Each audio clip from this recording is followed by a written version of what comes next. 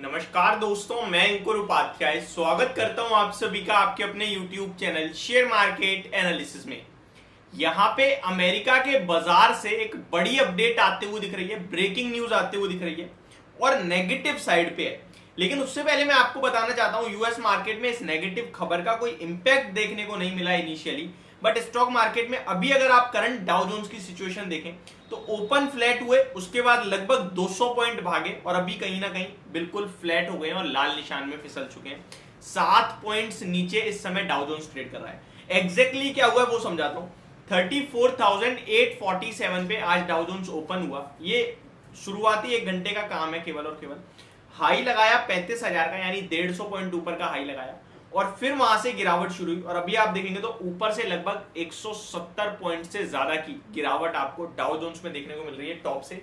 और केवल हरे और लाल निशान की बात की जाए तो 17 पॉइंट नीचे आपको डाउ जोन्स ट्रेड करता हुआ दिख रहा है करंटली। एक बार मैं आप सभी के साथ यूएस मार्केट का पूरा अपडेट शेयर करता हूं। कल नैस्डैक इंडेक्स ने मार्केट को लीड करा था और आज भी लीड करने की कोशिश कर रहा है। अभी तक डाउ जोन्स जो कि 20 पॉइंट नीचे है, नैस्डैक इंडेक्स अपने आप को हरे निशान में बनाने में कामयाब रहा है। नैस्डैक इंडेक्स करंटली 28 पॉइंट्स की तेजी के साथ ही ट्रेड कर रहा है। S&P 500 फ्लैट टू पॉजिटिव है और रसल 2000 फ्लैट टू नेगेटिव है। विक्स की बात की जाए तो वहां भी कुछ खास मूव नहीं देखने को मिल रहा है।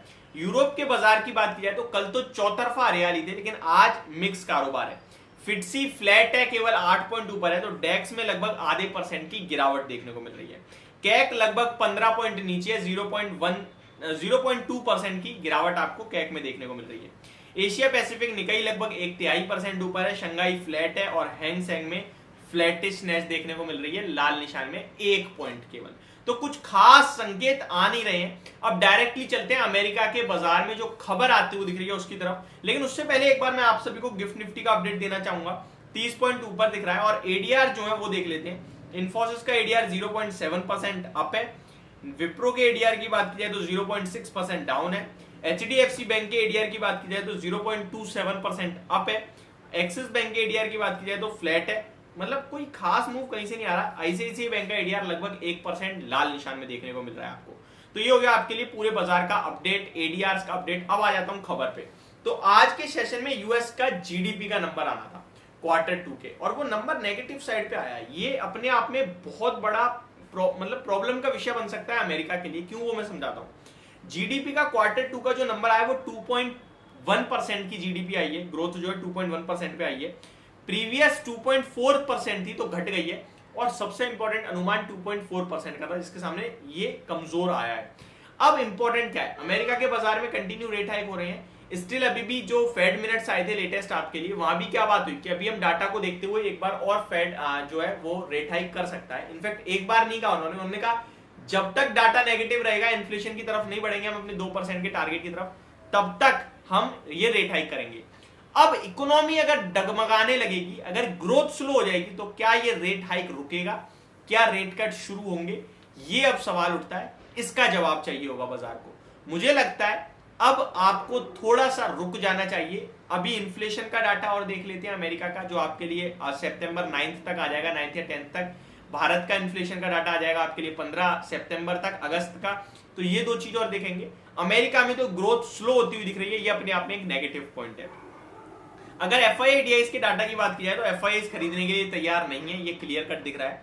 आज भी 500 करोड़ की समथिंग की सेलिंग आई है कैश मार्केट में, 494 करोड़ की एग्जैक्टली, और DIIs ने लगभग 1323 करोड़ की खरीदारी करी है, तो ये एक अच्छी बात है। इंडिया मेट डेप्ट सेज जून 1 अगस्त 30 रेनफॉल, ये छोड़ देते हैं हम इसको। US crude oil inventories actual है, इसको भी छोड़ देते हैं। अभी मैं आप सभी के साथ शेयर करता हूं कुछ स्टॉक्स के बारे में। तो स्टॉक्स की बात की जाए तो सबसे पहले तो आज आईटी स्टॉक्स ने बाजार को संभालने की कोशिश करी, लेकिन वहीं अगर आप देखें तो बैंकिंग क्षेत्र ने बाजार को नीचे कर दिया। आईटी जो शुरुआत में तो बाजार को लीड कर रहा था, जाते जाते 0.77% की तेजी में रहा, और इसके पीछे का रीजन था नैस्डैक। कल नैस्डैक में जो शानदार तेजी बनी उसकी वजह से आपको आईटी स्टॉक्स ऊपर देखने को मिले। आईटी इंडेक्स में लगभग सारे के सारे शेयर हरे निशान में थे except Tech Mahindra and Wipro. अगर बात की जाए टॉप गेनर्स की तो वो आपके लिए दिखेगा आज की एमफेसिस लगभग 2.5% ऊपर था, HCL Tech 1.25%, Infosys 1.25%, LTI Mindtree 0.72%, बाकी कुछ खास नहीं। जियो फाइनेंस का स्टॉक जो आप लोग कंटिन्यू रडार पे रखे रहे हैं वो 5% के सर्किट के साथ बंद हो गया और इसी के चलते आज ये भी कंफर्म हो गया कि ये निफ्टी से 1 सितंबर को बाहर नहीं होगा, आगे के लिए डेट पोस्टपोन होगी। साथ ही साथ अदानी ग्रुप की बात की जाए तो वहां भी सुप्रीम कोर्ट से कोई फैसला आया नहीं है, कल डेट पोस्टपोन हो चुकी है, तो अभी और निवेशकों को इंतजार करना पड़ेगा। अभी के लिए सिर्फ इतना ही। अपनी दिन की आखिरी वीडियो जो आज मेरी आएगी आप सभी के साथ, वहां पे शेयर करूंगा बाजार में कल कैसा मूवमेंट रह सकता है, कैसे आपको पोजीशन बनानी चाहिए, क्या करें क्या ना करें, इसी के बारे में। Thank you so much for watching this video. Have a great day guys.